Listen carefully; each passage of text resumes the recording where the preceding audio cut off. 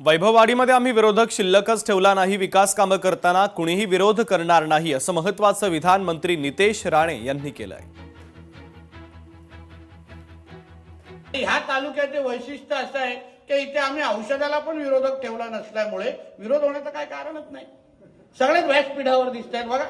राजकारण काय वैभववाडीचे photo family photo घ्यायचा असेल तर या स्टेजवर काढला, ह्याचा उरले सुरले एक दोन असतील त्यांना पण आता बघू, जिल्हा परिषद पंचायत समिती आहे, हात फिरून टाकू शेवटचा एकदम। म्हणून त्याची तुम्ही चिंता करू नका, आम्ही लोक बसलोय त्याच्या। फक्त मला ह्या वैभववाडी तालुक्यामध्ये वाघजीत काहीतरी तुमच्या नेतृत्वाखाली काहीतरी तुम्ही नवीन करा। तर महत्त्वाची बातमी आपण पाहतोय, वैभववाडीमध्ये आम्ही विरोधकच शिल्लक ठेवला नाही असं त्यांनी म्हटलेलं आहे। मंत्री नितेश राणेंचं हे वक्तव्य आहे। विकास कामं करताना आता कुणाचा विरोध होणार नाही असं नितेश राणे यांनी म्हटलेलं आहे।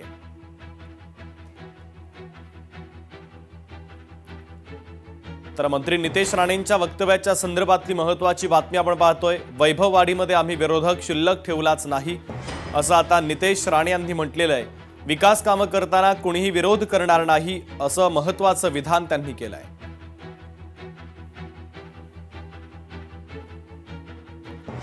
आणि एक महत्त्वाची ब्रेकिंग न्यूज आपण पाहूयात। मुंबईनंतर ठाण्यातही आता काँग्रेसनं स्वबळाचा नारा दिलेला आहे।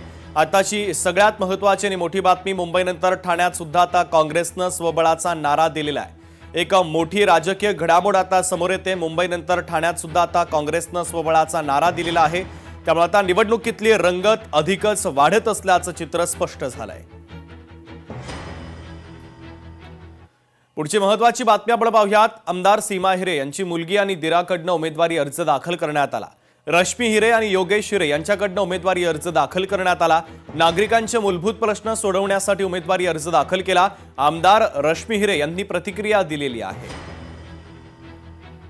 ज्या क्षणाची बऱ्याच दिवसांपासून वाट बघत होतो, आज उमेदवारी अर्ज सगळ्या मतदारांच्या, आमच्या सगळ्या संघटनेसोबत आम्ही भारतीय जनता पार्टीच्या प्रभागाचे जेवढे इच्छुक आहेत तेवढे सगळ्यांनी आज आम्ही एकत्र फॉर्म भरलेले आहे आणि छान वाटलं, आनंद झाला। आता मतदार राजाला एवढंच विनंती करेन की लोकशाहीचा आपण वापर केला पाहिजे, मतदान केलं पाहिजे आणि आवर्जून मोदी सरकारवरती विश्वास ठेवून कमळालाच मतदान केलं पाहिजे।